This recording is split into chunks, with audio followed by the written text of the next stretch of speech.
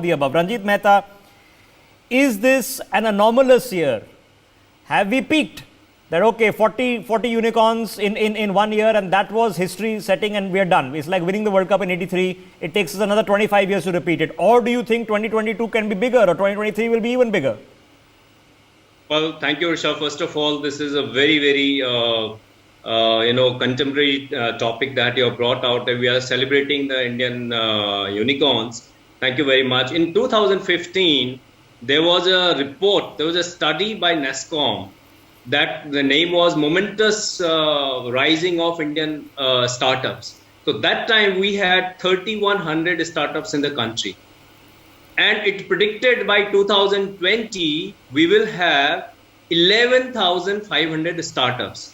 However, a report released by Ministry DPIIT in June 2021, we have already crossed 50,000 recognized startups in the country.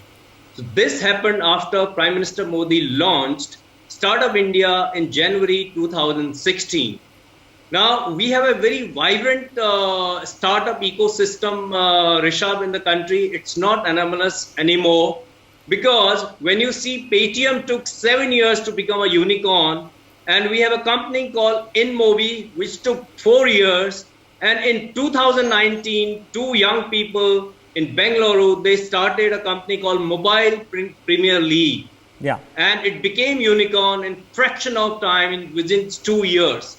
When this kind of growth is being seen in Indian startup ecosystem, we can say that this is just the beginning. Okay, so is it translating? Ranjit Mehta, is this translating? So now do I say, okay, if I am generating these many startups a year, it is going to have this much of a significant impact on a $2.7 trillion GDP? Yes, definitely. These startups are going to have a very significant, impact on Indian GDP because the technology which is changing every 4 to 5 years. But what is more important is here the people. I think that these startups, they know that how to retain the people today. And India is a young population, that is the reason that we will not have dearth of talent in this country. Therefore, people are very critical for any organizations because we cannot just depend on technology changing every time, but we have people. Therefore, I believe that startups are not only coming in tech field. There are other fields also. Even though we can see that today maximum startups are coming in fintech.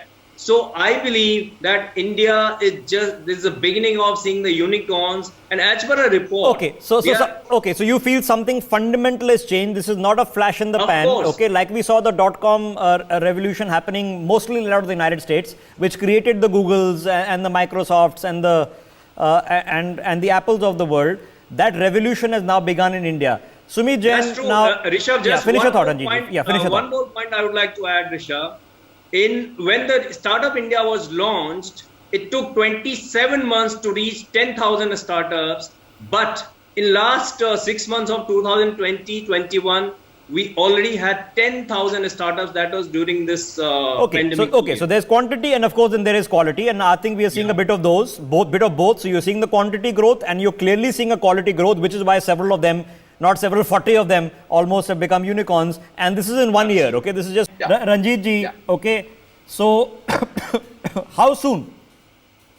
I'm talking about 2-3 years, 5 years, a bit longer, where we can see an Indian startup not in the $1 billion value chain, but very looking at American companies in a $1 trillion value chain, because when they come world beaters.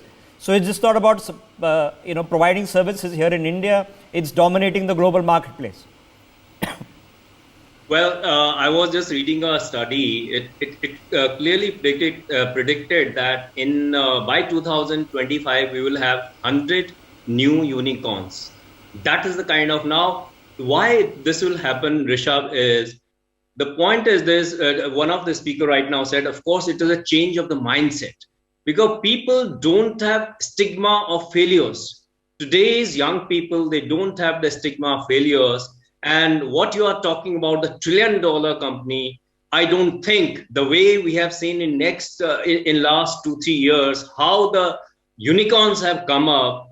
I do not see any reason that it will take long time for Indian unicorns to become $1 trillion company. Okay. I think it's going to happen in So, next decade or it's so. not hubris. It can happen. Okay. Yes, it can be achieved because when you look at the history, the companies, older companies, they took at least 60, 70 years. And today we have seen in 2 years a company become a unicorn. So with this kind of a growth, I don't think that it will take long time for India to produce $1 trillion company, which will provide enough employment for our country. Okay. To last word, Ranjeet Mehta.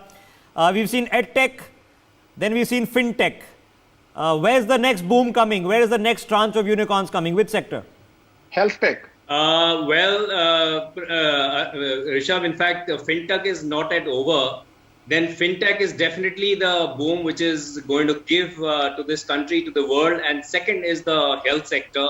These are the two sectors where maximum is going to come because India, with the billioning population, I think that with more than 1 billion people, there's a huge market. Okay. And anyone who is working on these sectors will be definitely successful. Health tech. I'm going to throw in space. I'm going to throw in defense manufacturing.